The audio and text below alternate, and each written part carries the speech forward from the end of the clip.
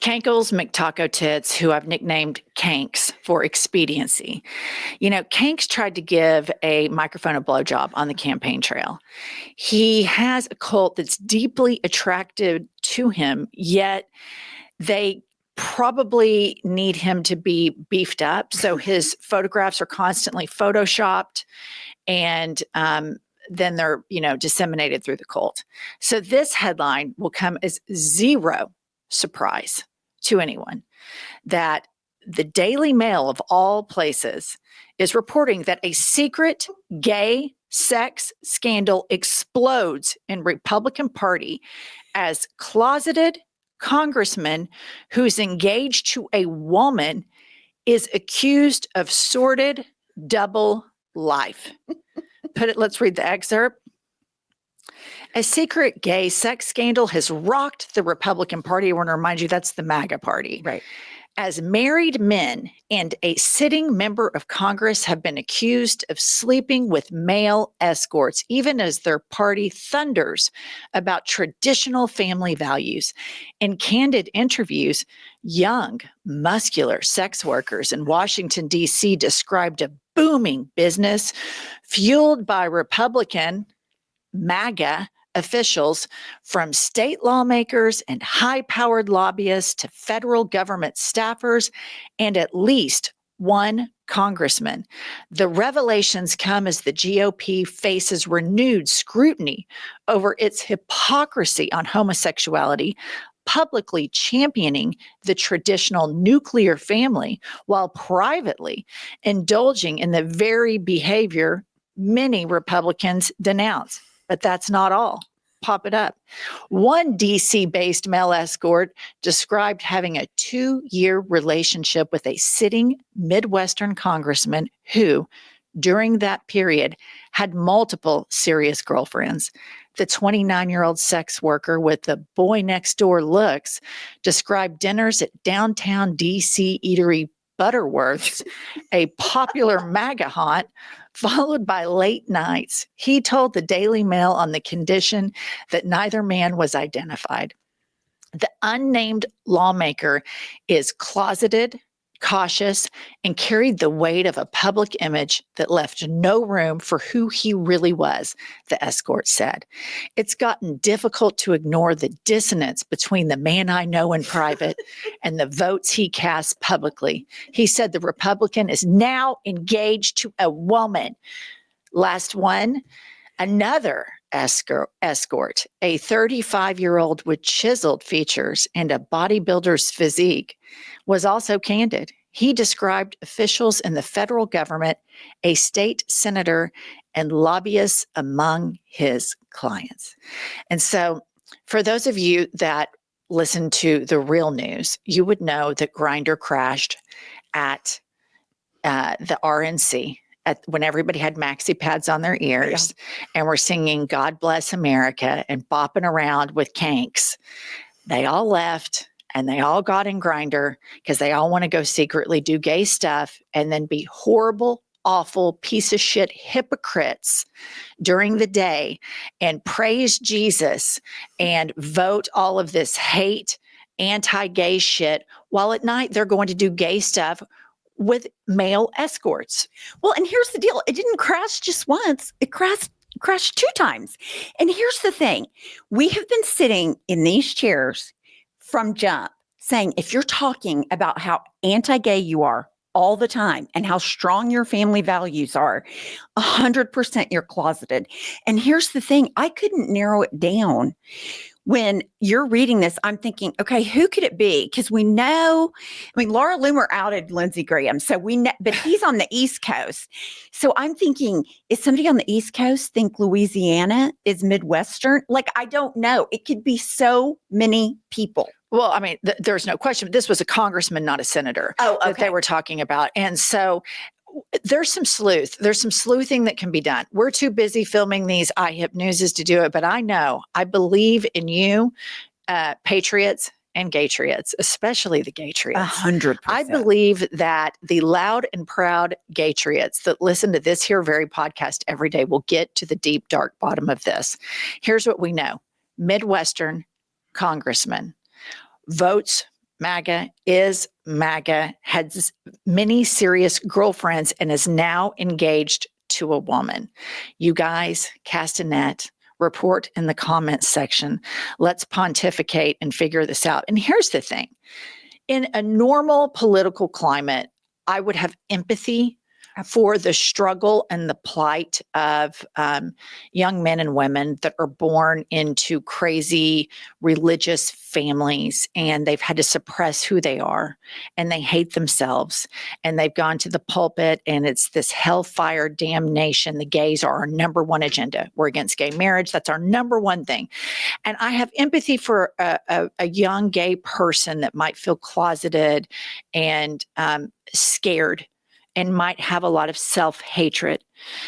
When we get to this point where you're this brazen, where you're actively voting against something that you're secretly doing, and there's this many of them, I say, fuck them. I am so sick of the beating up on the LGBTQ plus community by white Christians. It is abhorrent. It has been decades long, and MAGA has brought it back up. They talk about, oh, with these drag queens, we're so upset about these drag queens. I have breaking news. JD Vance is a drag queen. There are photographs of it. He wasn't a very good one, but he still goes out and drag with the smoky eye. And so Donald Trump wears, no drag queen would ever dare not blend their makeup. Well, of course. But this is the biggest drag administration I've ever seen. I haven't even started on Kristi Noem, who's now doing an arts and craft project down at the border, painting the fence black. And I'm like, wait till they find out about gloves. You guys, this hypocrisy is the problem. It is. It is the problem. Gay people are not the problem. The hypocrisy are these white, MAGA, crusty people that want to tell everybody how to live their life when they do the exact opposite. And this has always been true for me my entire life. The most religious people I've known personally have always been the most screwed up. They've had the most screwed up marriages. They're compulsive liars. They live secret double lives.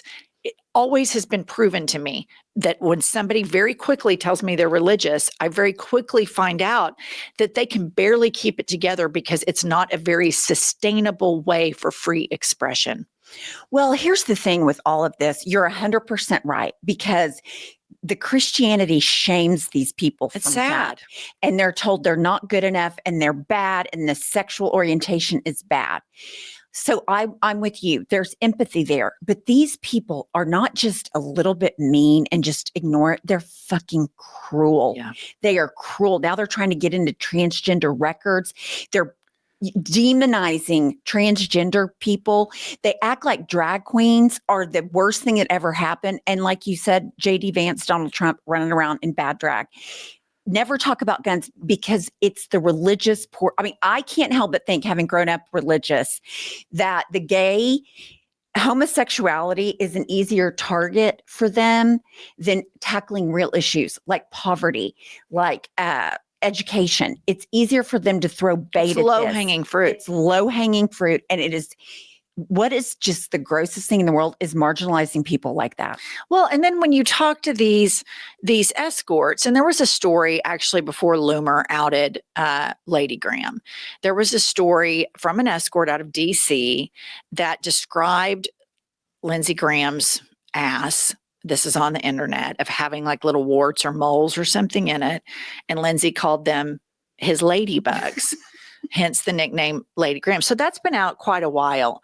But I wonder, all of this, the grinder crashing, the homoerotic images of Donald Trump, the obsession in the manosphere of talking about trans people, the obsession on Fox News of talking about masculinity.